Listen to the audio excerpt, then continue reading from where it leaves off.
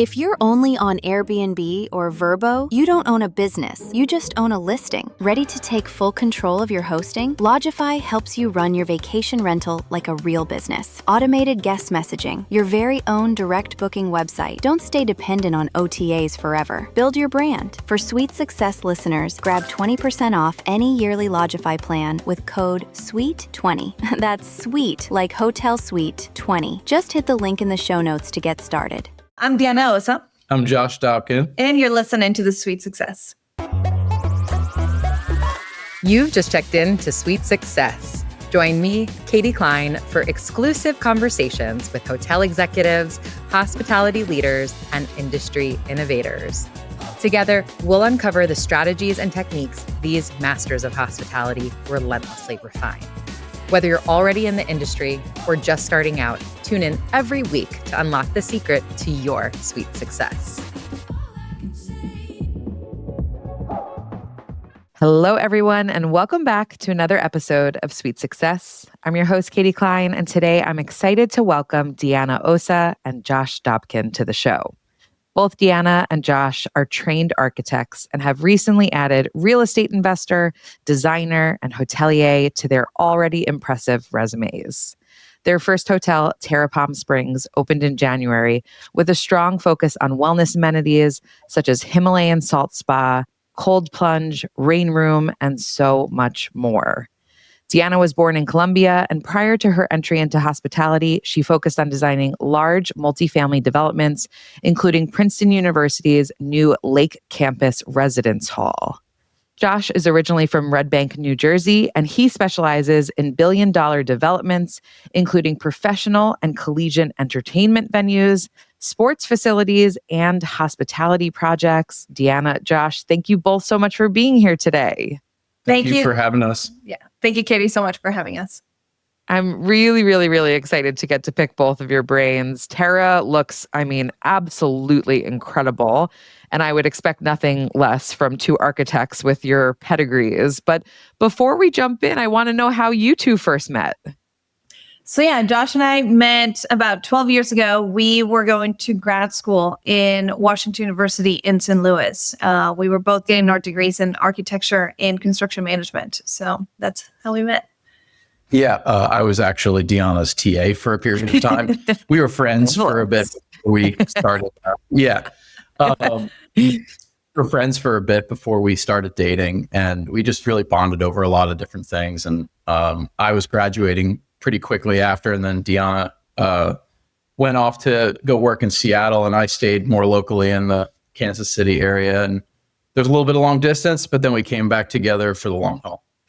I love that. My husband and I were long distance at first too. I think it's a really good test, and especially when you're young, it kind of gives you that freedom of having space and being your own person, and then actively choosing to want to get back together with that person.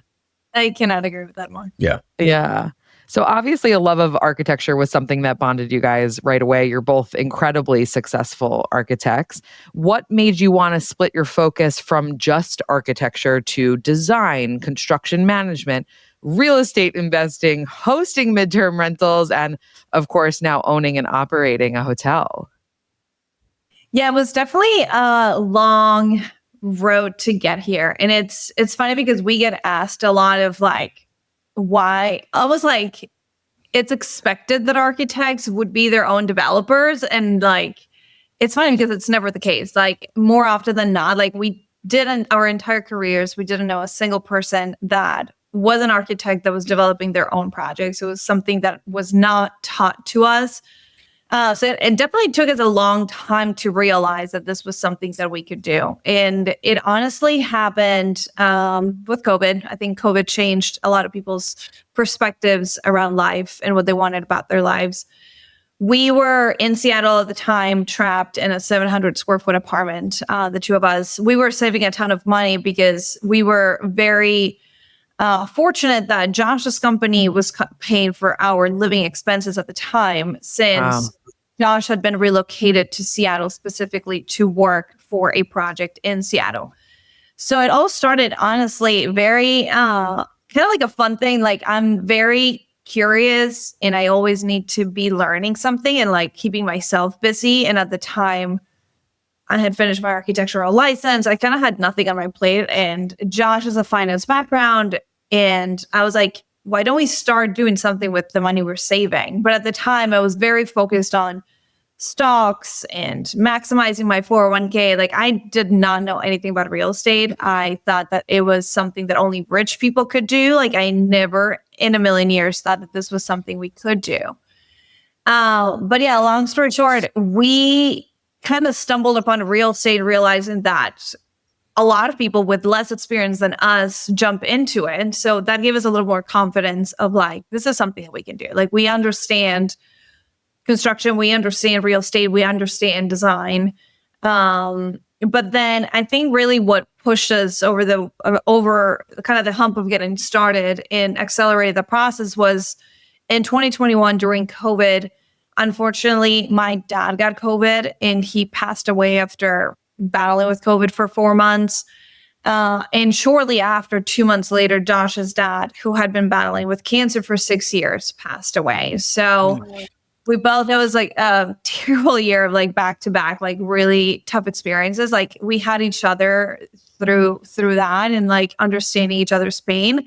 But I think it put a fire under us of like, we need to change the path we're going in and like how we're living life. Like architecture is incredibly demanding. We worked easily at the minimum 60-hour weeks and often 120 hours a week. Like it was incredibly demanding. So I think like that was the start of it all, of wanting to get into real estate.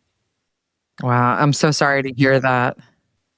It was sudden and surprising. Deanna's father's passing, and we had these different kind of takes on what it's like to process all of that. Because for her, it was very sudden, and for me, I was working really hard on this project, getting it all, focused on that, and knowing that my dad is going through a different sort of process where I was always telling myself, oh, I've got time to like after the work is done, go and like take a long trip with him, go and do this thing. He ended up passing away the weekend that the project opened, where I barely got home to see him. He was already laying in his deathbed by the time I flew back to New Jersey to see him from Seattle.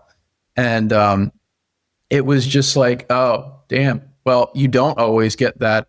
You can't rely on that tomorrow. Like, and doing that is just a tough thing to do when you put your job and your career first, and you still want to be, engaged with family members and friends and people around you. Yeah, I'm so truly sorry for both of you. I mean, what a horrible experience individually, and then for them to happen so close together when you're looking to one another for support. In a lot of ways, I guess you both really understood what the other one was going through. But at the same time, it was just like grief after grief after grief. And it sounds like it really put a lot of things in perspective for you guys. It certainly did. Yeah. And Deanna, it's interesting what you said about how it's almost expected for architects to develop their own projects. And I know when you and I first chatted, that was something that I very quickly thought of. Like, I almost feel like people are always looking for the reason why someone else could do something, but why we can't. So I'm very interested in owning a motel or a hotel one day. And when I was hearing your story, my brain automatically goes to, well, they're architects, so of course they can do it. And I said that to you. And I don't know if you remember what you said back to me, but I have been quoting it. It should be a bumper sticker if it's not. Since you said it to me, do you remember what you said? I don't remember. I'm very interested in what you said now. She said to me that someone told you once, everyone has an unfair advantage. You just need to figure out what yours is. And that was such a like mind-blowing comment to me, because you're completely right. But we don't think about it that way. We look at everybody else's unfair advantage and we're sitting over here thinking, oh, what am I going to do? Because you said that you didn't even realize the unfair advantage that you guys had was your architecture training. 100%. And it's funny. It sounds so silly because looking back, it's so obvious. But when we get started, we were doing like the path that everyone else does, buying residential real estate, doing BRRRRs and doing short-term rentals. But neither of us are trained in residential. We had never done a renovation. Like everything that we do is new construction. So to be honest, the whole time I was like, I don't know what I'm doing. Like, this is new to me. I don't know what that is supposed to look like because I just designed it brand new. And not like a retrofitted thing that has been fixed for the last 50 years wrong. So it was so funny because it took us a long path to like realize like, why are we following everyone else's path and doing what everyone else is doing and in the same linear manner when like, if we go a little bit bigger, and that's when hotels came, and we go a little bit bigger, if we align more with ourselves and what we're passionate about, we could actually do something much grander. And it's a completely different path than what everyone else does, but we also have a different training than everyone else does. So it was a light bulb moment, literally like probably like a year and a half into investing that we were like, wait, why are we not doing something like commercial? And why are we not doing hotels? Like that was a light bulb moment. Yeah, it was so much more aligned with, I think, our professional training.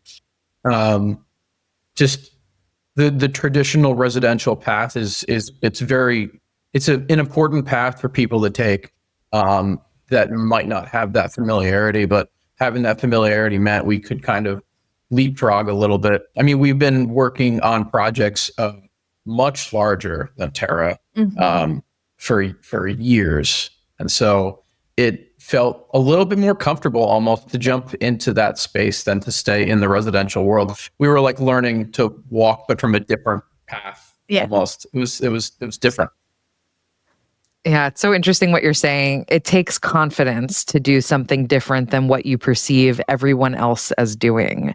And to your point, you were seeing everyone else do single family residential, I imagine. And I think probably the reason that most people find that more approachable is because they might have bought a house or renovated a house at some point in their life, or at the very least, they've lived in a house before. So they have some familiarity.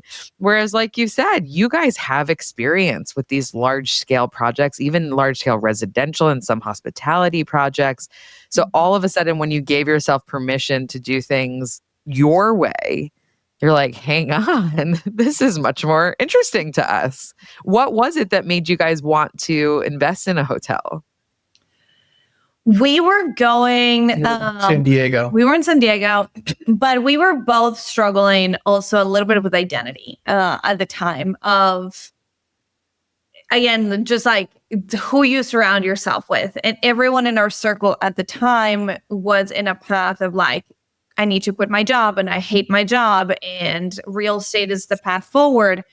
And Josh and I very much felt that that could be the path forward, but we didn't hate our jobs. We loved being architects and designers. And we almost struggled like that entire time of like, if we weren't architects, then who were we? Like we have had that identity like so clear with us for so long. And so we were a little bit struggling with that and like thinking like, do we really want to continue doing more of the same, more residential forever? Like that didn't seem like something that we were excited about. And we were actually in San Diego. We were at a conference. We were too cheap to stay at the hotel for the conference. So we actually booked an Airbnb nearby the conference, not realizing that it was a Sonder hotel. And when we had the Sonder hotel experience, like we checked in, like everything was automated, like their app systems, like we checked in and it was a beautiful building, really well designed. And I remember like the entire time we were just like kind of mesmerized by it, like trying to understand the guts of it. Like it was definitely an old building that had been transformed. And we walked around a lot, like trying to see the rooms, how they had reshaped the building to make it work as a hotel. But there was no front desk. The only people on site were the maintenance, like there were cleaners. And then like we saw like one maintenance guy. And like, I think at that moment, like I always joke that I have, clicked. Yeah, like I have my best ideas in the shower. And I came out of the shower and I told Josh, I'm like, Josh, why are we not doing this? Like we do commercial. I specialize in multifamily. So like this scale is my bread and butter. why are we not doing this? We can actually pour our love into design, which we love to do, the hospitality piece. And like, that was the moment that we're like, we need to get in and understand how to underwrite and raise capital and do hotels, because all of a sudden that became a path that we both got really excited about and that it could be our future. Josh, your reaction right away was yes, or was it like, No, it made so much sense. Yeah. I mean, the way I would look at it is it was uncomfortable, but not unattainable. Like everything there felt like this feels like a natural step to take for the two of us. We kind of found that was in the theme of what Deanna said earlier, our unfair advantage, where we're like, this is just a bunch of Airbnbs kind of in one very well put together package. And thinking about it like that, I mean, it's a lot of effort to put each of those individually together and to do all of that work. As you know, if that's 13 or 14 projects, that's a lot. That's a year's worth of work or more for a person. But when you put it into one space, one building, that it's a lot of leverage that you gain by doing it that way. And I think for us, it just like clicked. It was like, this is a no-brainer. Yeah. And Deanna, you mentioned, the next steps where you need to figure out how to underwrite and how to finance a property like this. So I guess once you guys, hopefully got dressed and ready for the day after the shower, but then sat down and said, okay, we're going to do this. What did you decide your ideal buy box for the project was? And was it's definitely going to be in Palm Springs, or how did that come about? It definitely didn't start at that point. We looked in a lot of different markets. We were living in Kansas City at the time and investing there. So we actually started looking locally and looking at buildings that were in areas that got a lot of activity, a little bit more commercial, walkable, had character and potential, and were being a little underutilized. And we found like the perfect space. And we pursued that for probably about 6 months. We walked this building. It was like maybe the second or first oldest existing building in Kansas City, in a fantastic area. And we just couldn't at the end of the day make it align with what the owner of the building was looking for. And so it kind of started us on this path of exploring other options. But I think that a big component of that too is we found the right people to teach us how to do a lot of this stuff. And maybe you can chat a little bit more about that side of it too. Yeah, it's funny because I remember we were at this conference, all of a sudden, like all the conversations were around telling people we want to do boutique hotels. And all of a sudden we started hearing like, oh, this person does boutique hotels. Oh, you should contact this person. So it was really interesting starting to tell people, because you never know who can connect you with who. And we had a lot of like really amazing investors that had experience in underwriting commercial deals. So they started teaching us how to underwrite these commercial deals, what to look for, what are the fall points, how do you raise capital, what does lending look like? So that was like a lot of experience that we didn't have. But I think it was also like a lot of mindset work that we were doing at the time. I remember at the time, the book 10X is Easier Than 2X came out. And that has been like, since then, one of my favorite books. I read it at least twice a year.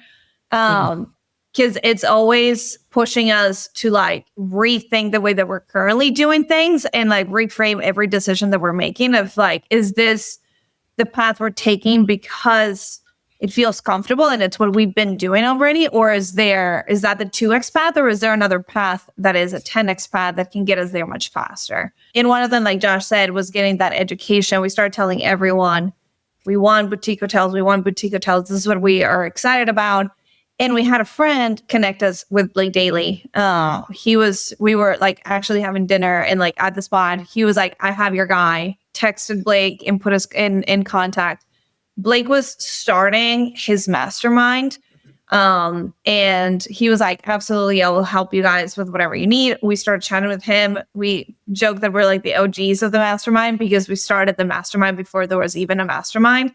It was like helping us underwrite. And it was just like a complete shift on like what we were doing, and which is incredibly scary. Like now, once you put that extra zero into your purchase buy box, like it's terrifying. Like I remember the first time we for over $1 million, we're like, oh my goodness, what are we doing? Like this is scary.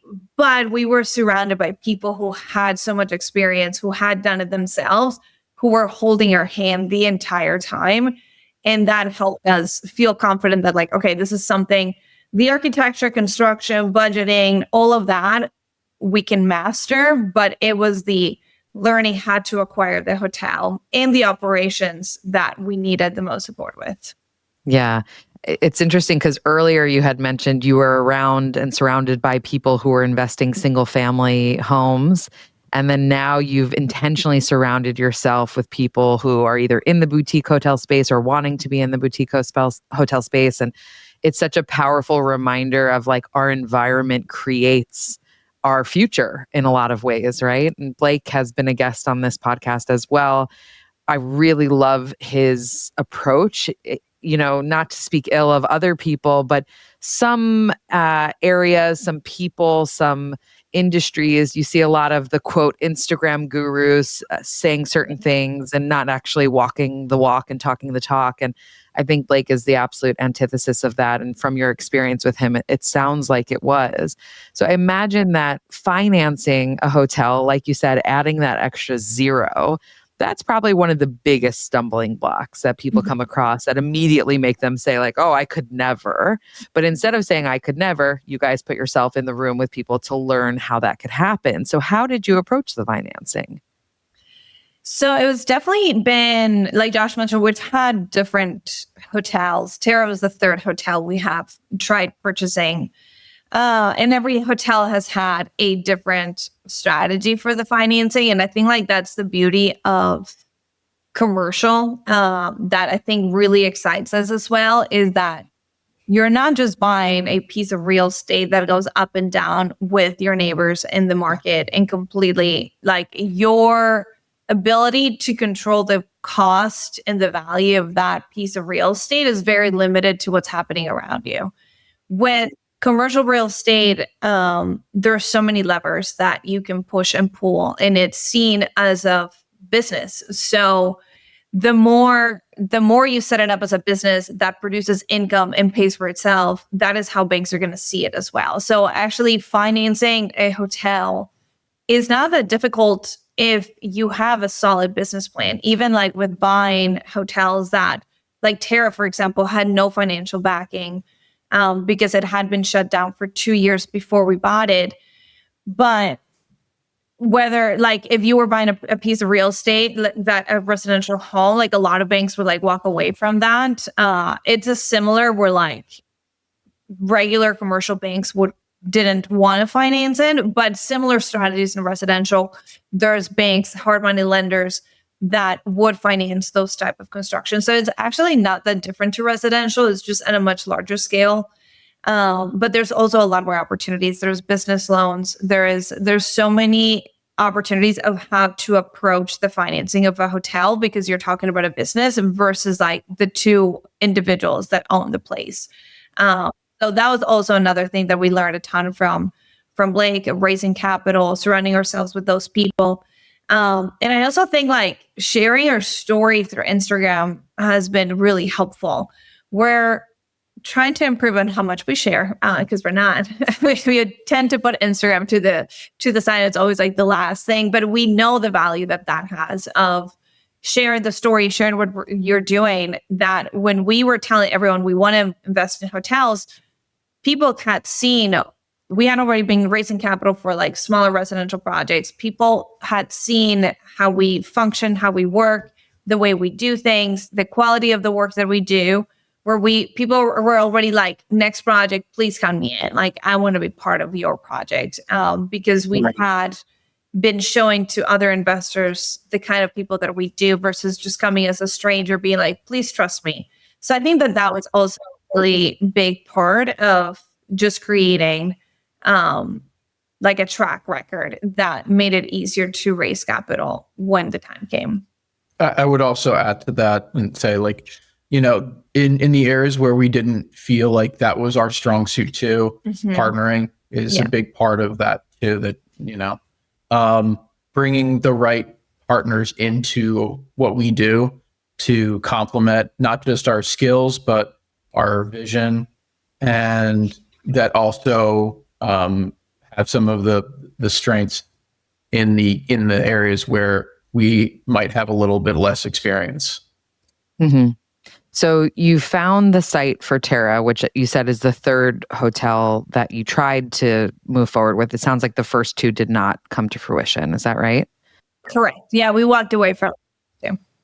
Yeah, that's a great reminder for people too, that like, it's okay. It's not just like, if you would have said the Kansas City property, this isn't working, forget it, we're not doing hotels, you would never have Terra now. So you found a third site, you raised the money, and like Josh was just saying, for areas that weren't your strong suits, you were able to find partners. But I imagine when you started designing and renovating the hotel, that's really where your guys' expertise shone through. So did that now feel like you're back in your wheelhouse, like you were saying earlier about being in these multifamily, bigger projects as opposed to the single family ones that you had been doing previously?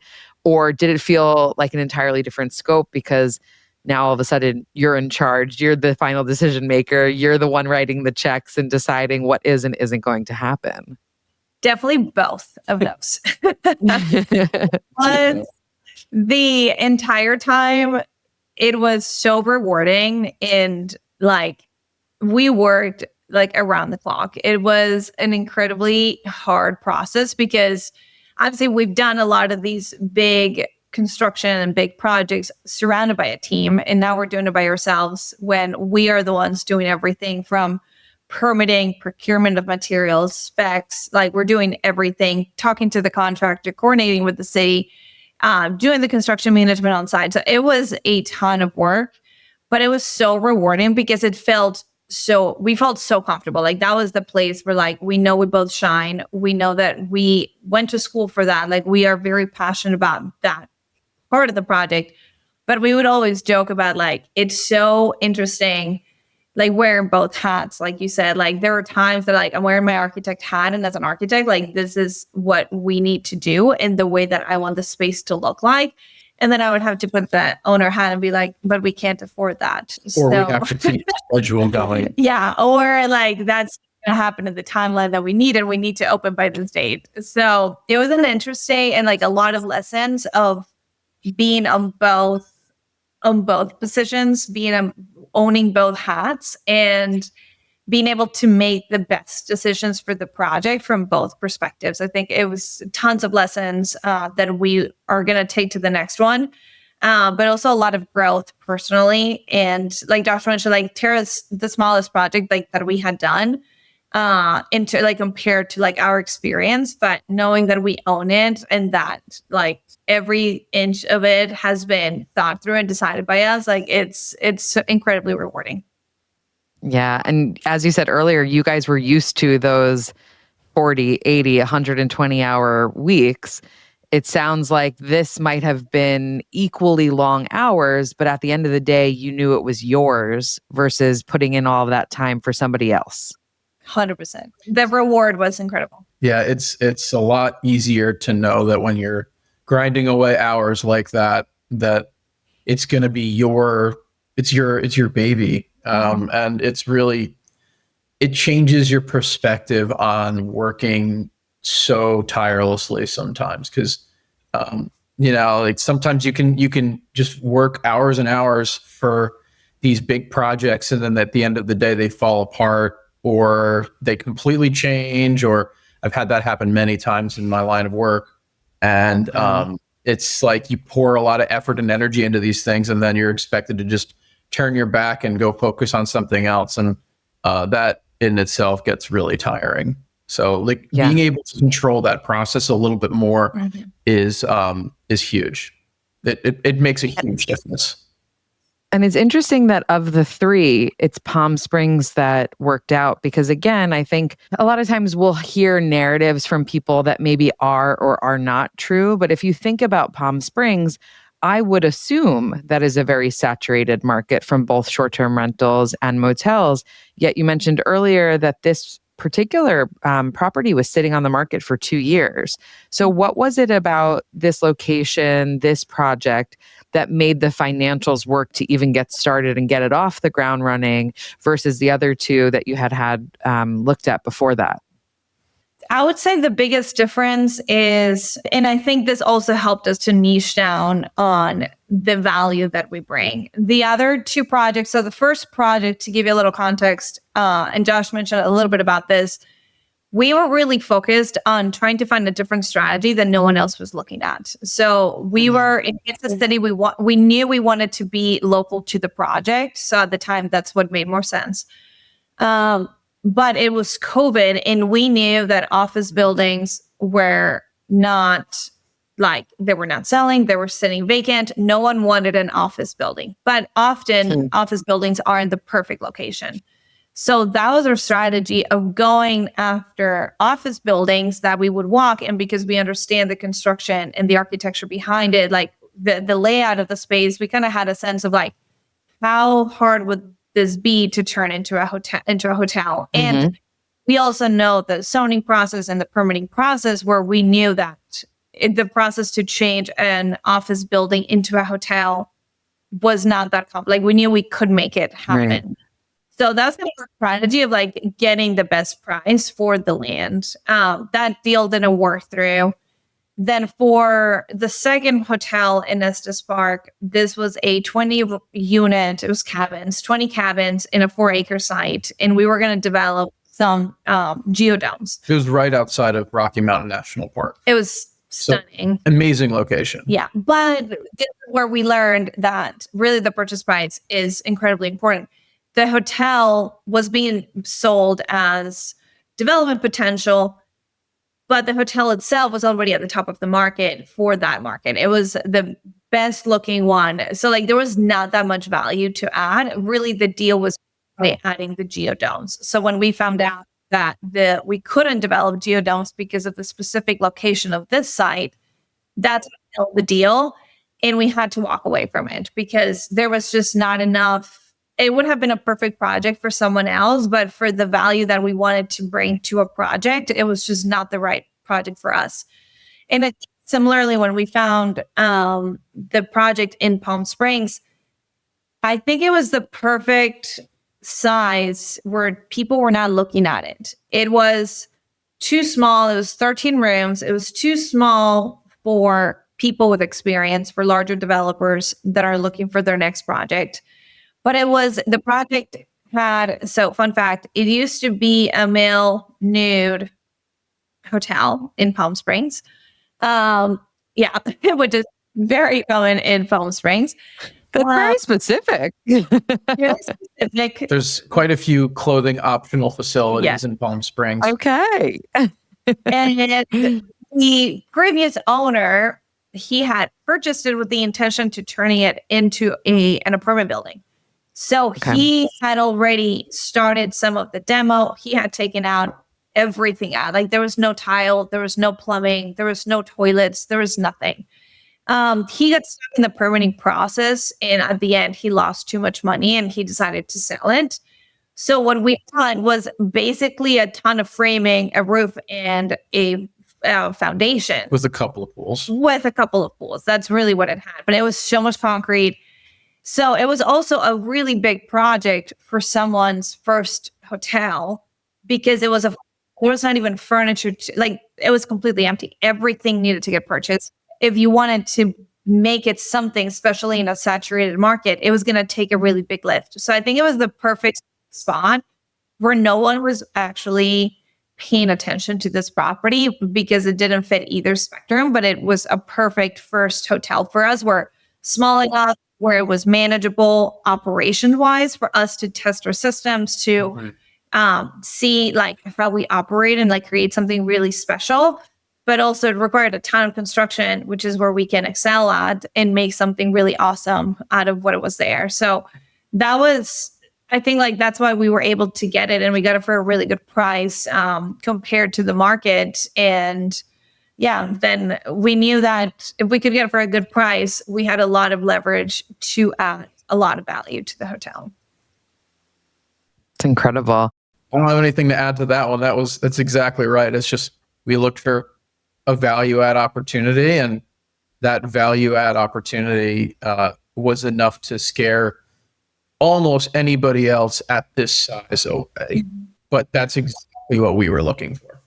I could understand why, because with my newbie hat on, I would look at that and say, if someone else is walking away from this, that must mean it's going to take a lot of money to get it back. And what do I know about what I'm doing? But hey, here's two architects who definitely know what they're looking at. So it really goes back to knowing your strengths and finding something that worked for you guys.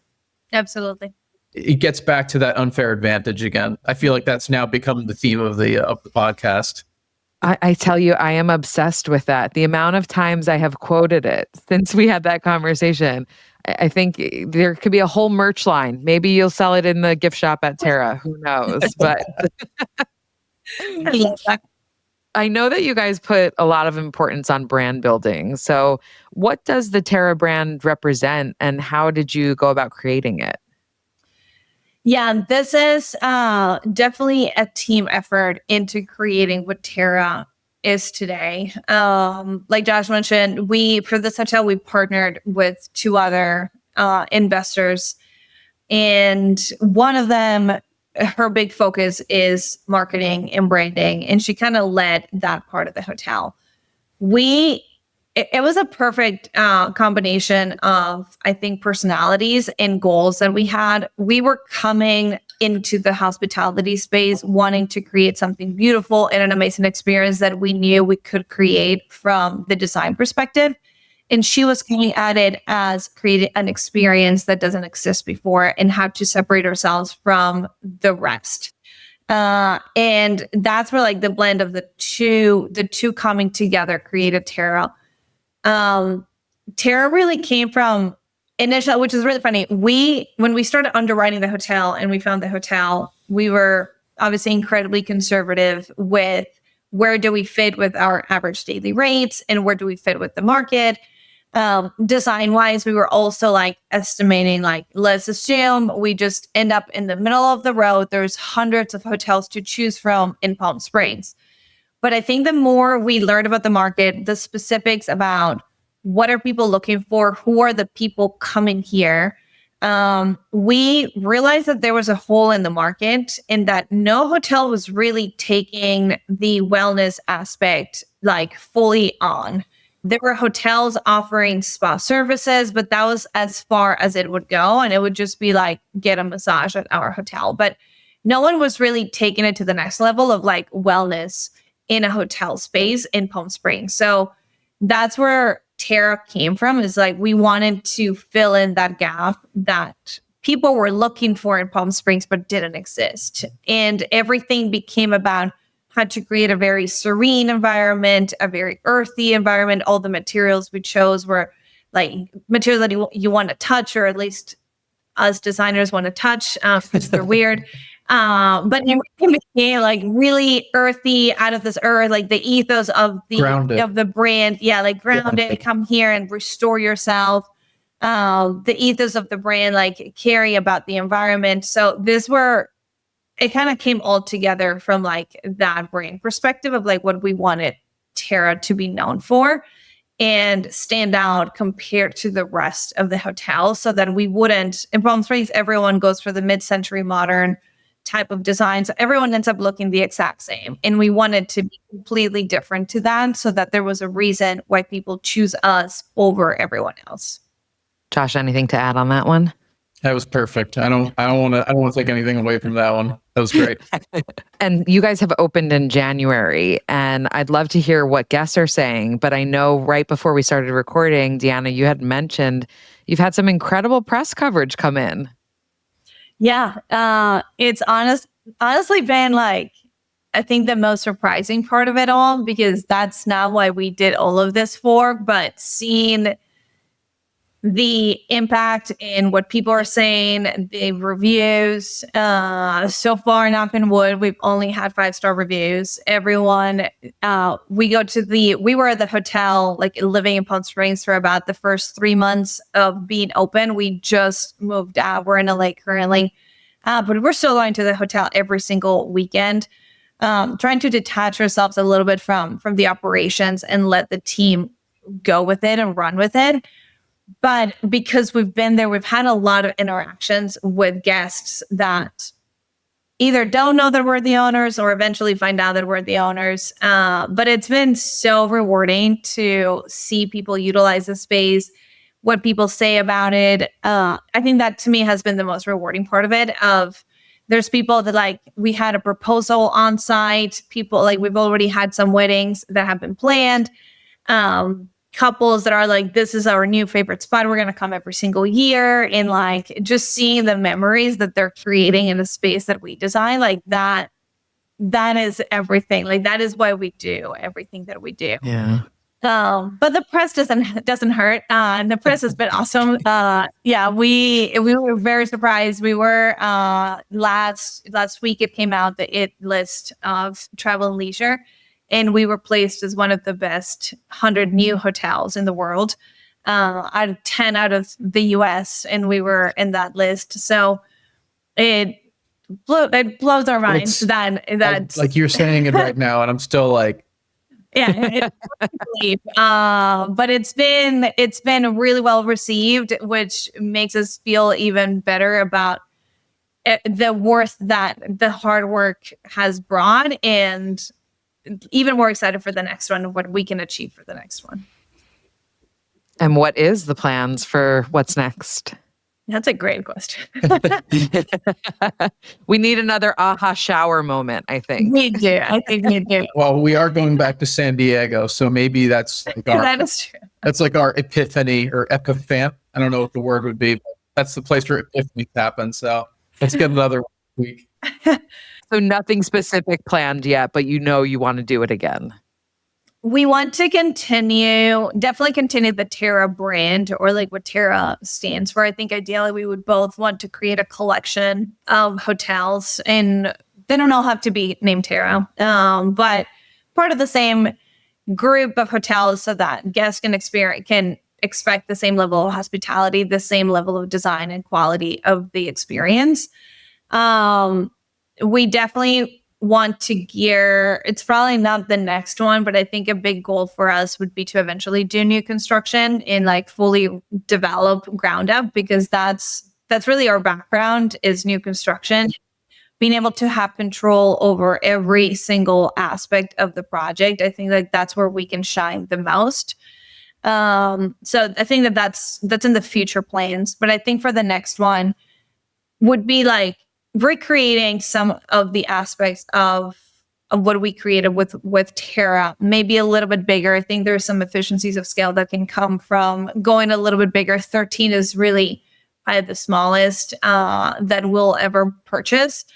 But yeah, wanting to find another hotel that has good opportunity, that has good amount of land where we can maybe do a combination again of renovation and new construction and really add amenities that guests in today's culture, guests will really pay extra for the experience. So if we can create that experience, that's what we're after.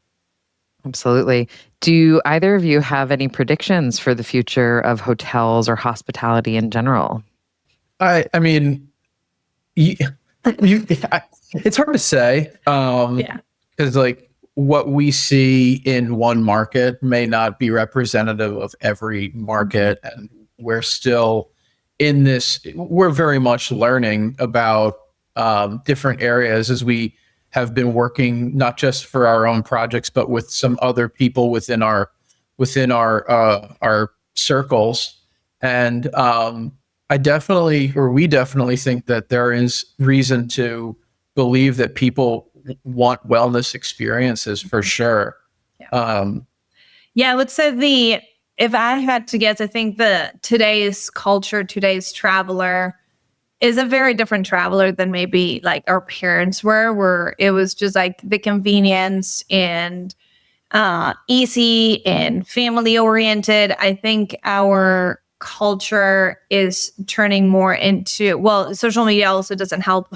Where like everyone wants to share, they want shareable content, shareable moments. So a lot of what we designed in Terra was finding that Instagrammable moment of like, where do we imagine if I were a visitor, if I were a girl coming to this hotel, what would be the shots that I would take of the hotel and be able to push the brand further.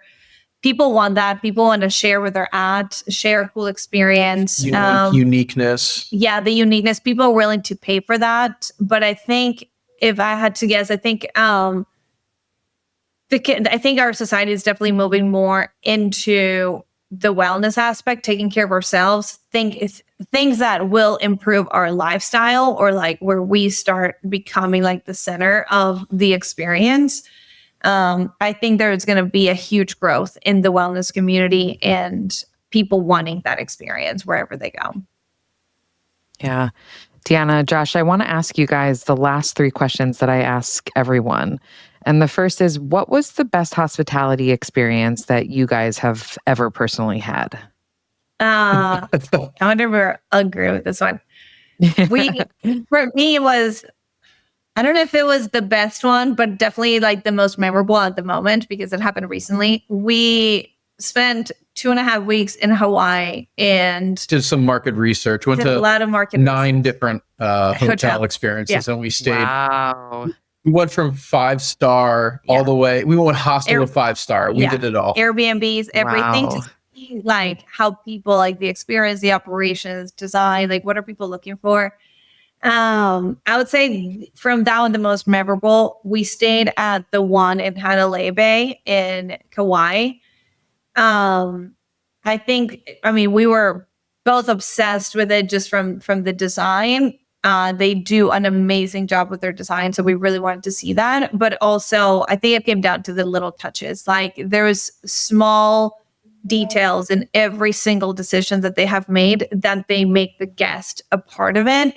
And you can see it everywhere. Like, and I just so much appreciate like those small moments that like, they don't cost much. They don't like, it's not like the big aha moments. Like there's plenty of those, but it's the little touches where like they make the guest part of their ethos and their experience. And like, they care a lot about the world. And like, it's just, they make you part of that environment from the second that you walk in. And I think to me, that has been like the most well-rounded experience that I've had.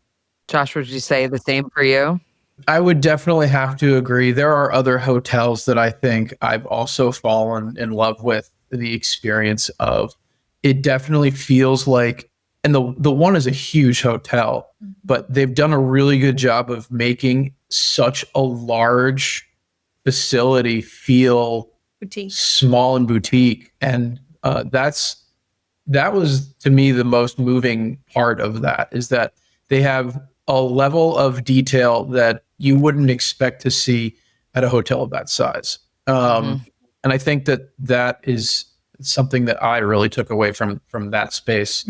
But I feel like my favorite experiences all lean toward that unique, detailed spaces. You know, it's not going to be a hotel that could just be placed anywhere on any site in any facility. Somehow it's really engaged in the landscape and it takes advantage of whatever climate it's in. So I have a few different ones that I think of, but the one definitely stands out above the rest. Incredible.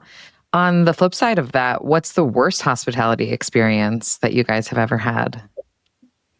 What do you think? Does it have to be hotel, or is it like, because I've No, it could be anything. I mean, to me, JFK Airport comes up time and time again when I think about bad experiences. So yeah, must be a New Yorker then. Yeah, yes, unfortunately. Yeah, no, I know that experience. Gosh, that's a good question. I think we bounce a lot, especially like right now in the last 3 years. We've been living in Airbnbs primarily. We've been very nomadic. So I would say it's hard to like pinpoint exactly. We've stayed in very terrible ones. Not because of the space necessarily, although it does add a lot. But like, I think the level of touch to the person staying there, I think the places that feel transactional, that people, that what you book looks like one thing, because you can definitely tell that it's people that are only focused on how does this space photograph. And then when you actually go into the space, you realize that it is nothing like what you expected, because the space itself is now well thought of, not thought of how people experience a space, how people live in a space, how people use it, and like the feeling that you want people to feel like. It feels very transactional. Even the communication with the operators, I think those to me have been like the worst experiences, where like I always, from the moment I walk in, I'm like, I can't wait to leave. Like that's not something that I want to feel when you get somewhere. And I have had plenty of those. And I don't know if it's like a designer or architect sixth sense, but during the process of working on the hotel, so I have my salary, my W-2 role in Los Angeles, and so I was commuting back and forth between Palm Springs and Los Angeles every other week, every single week, with regular cadence, and staying at a ton of different Airbnbs along the way. And my experience has been, like Deanna said, about like transactional. You can really sense and feel a passion when you come to a place, or when you like enter into someone else's spaces that they've thought about. And so you can see or feel a lot about a space just by coming in, and what kind of artwork is on the walls, what colors is the palette of the space. The lighting. The lighting is a huge one. The acoustics too. Yeah. So yes, like sometimes little touches like that can go such a long way. But like when they're missing, it's like you feel like you're living in an office almost, or you can, especially if the lighting is too blue and things like that. And those things that I don't think everybody necessarily thinks of, who are maybe in the Airbnb scale, the 1 to the smaller spaces, those somehow they always feel like they're lacking something. Oh, they really do. And it feels like such a low fruit too, that like it wouldn't take much for that level of thought to go into making that a better experience. So like you can very quickly go from a not so great or a mediocre experience to at least something that is at least somewhat comfortable. Yeah. And like you said, maybe without the architecture training, people won't be exactly able to pinpoint what's missing or that the lighting is the wrong thing, but you feel something is off, right? And it's those little things of spending time in a space and getting to know it and making it feel better for your guests, rather than, like you said, Deanna, just does it take a nice photograph and am I going to get the booking? Yeah. Final question for you both. What does hospitality mean to you? And is there anyone, a person, a brand that you feel has truly mastered it? Oh, that's such a good question. Hospitality, to me, I'll answer for me. I don't know what your answer is. I mean, I think hospitality really comes down to, like, I think I've mentioned it a couple times. It's just like the thoughtfulness of every detail. You can design a beautiful space, but if the operations are terrible, if you don't feel welcomed, if it feels transactional, you lose. And same the other way. You can have a amazing operator, but then if the space doesn't reflect that thoughtfulness of catering and caring for the person coming, then I think like you don't have the whole picture of hospitality. I think to me is being very intentional, is the thoughtfulness put into every detail, every experience, is really understanding the human psychology and the way that people use and feel about space. Like spaces are not just shelters, like they really create emotions, and that paired with a fantastic team that makes you feel seen, that makes you feel like you're welcomed and that you belong and that you're cared for, I think that to me is the definition of good hospitality. It should come from both sides, and it's a well-rounded experience. It's not just the parts and the pieces that individually wouldn't work. And anyone to you that you think has truly mastered it? That's a really good question. I mean, I think in terms of brands, there's definitely a lot of brands that we look up for that are incredible hotels. Obviously, they tend to be 5-star resorts, so it makes sense. But I think to me, I can think of a lot of people even that exemplify that, which is interesting. Like, there's a lot of people that we know, friends, investors, that I think they exemplify that. They care for people and for the other is like in the most hospitable, like it comes through. And I think like either you're hospitable or not in many ways. And I can think not just like brands, I think especially at the larger scale, it's easier for them to put the people in the right place. But I think at the smaller scale, and I could name like 5 people out of the top of my head that we're friends with that we always talk about it. We're like, that is it. Like you feel taken care of, and you feel in everything they do, they say, the way that they speak to you, the way that they handle their business, they exemplify that hospitality. Yeah. Josh, what about you? To me, hospitality, it's giving more than you take. It's a generosity. And I think it's an attentiveness to whatever you're doing. I don't think it's necessarily hotel specific, but it's really about, leaving a space, a person better than they were when they came in, and finding ways to do that, no matter what that means. So it comes back to, it's as simple as just a really positive way of speaking to somebody, listening to them, greeting them and really making their day better. So whatever you can give somebody or something to leave it better than you found it. That's the way I would describe hospitality to be. It's like I don't know, maybe that's a good enough way to describe it, but I think that the people I would look at is it's the same as what Deanna's saying. I think one of them may or may not have been one of your previous guests on Sweet Success, and I would definitely say that that generosity, making those around you better, making the spaces that you're in better than you found them, is hospitality.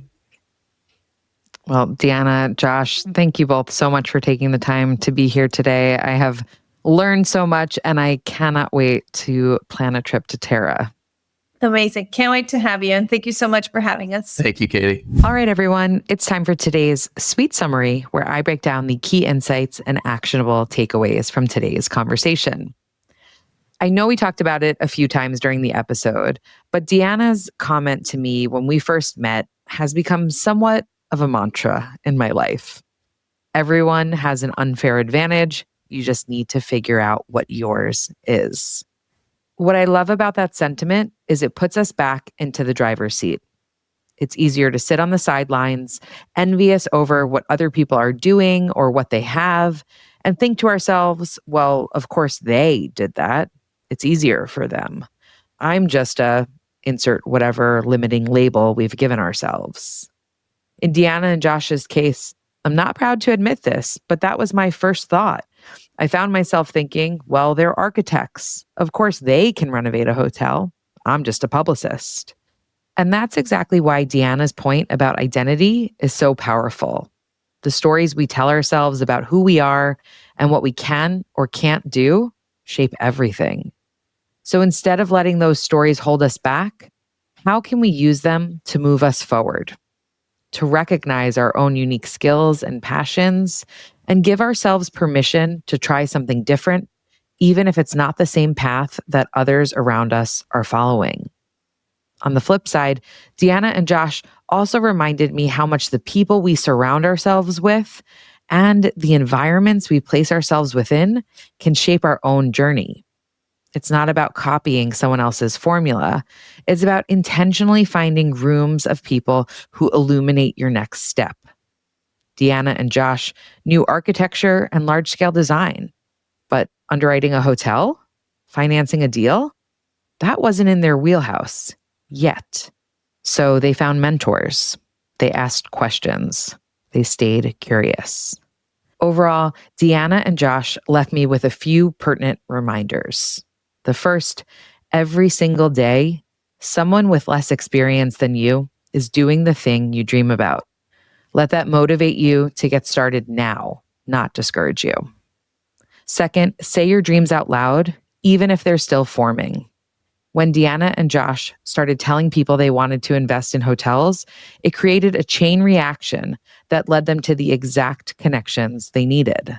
And third, just keep going. If Deanna and Josh had quit after their first or even second hotel project fell through, they would have never created Terra, found their rhythm, and identified what's next for them.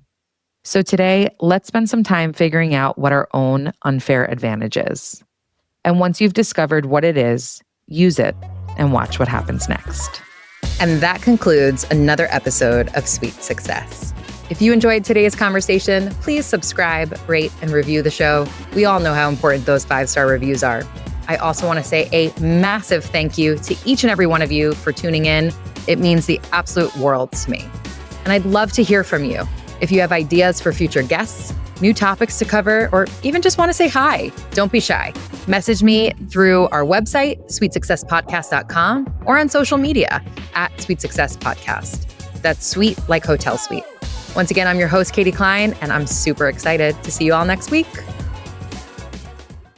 If you're only on Airbnb or Vrbo, you don't own a business, you just own a listing. Ready to take full control of your hosting? Lodgify helps you run your vacation rental like a real business. Automated guest messaging, your very own direct booking website. Don't stay dependent on OTAs forever. Build your brand. For Sweet Success listeners, grab 20% off any yearly Lodgify plan with code SWEET20. That's sweet like hotel suite 20. Just hit the link in the show notes to get started.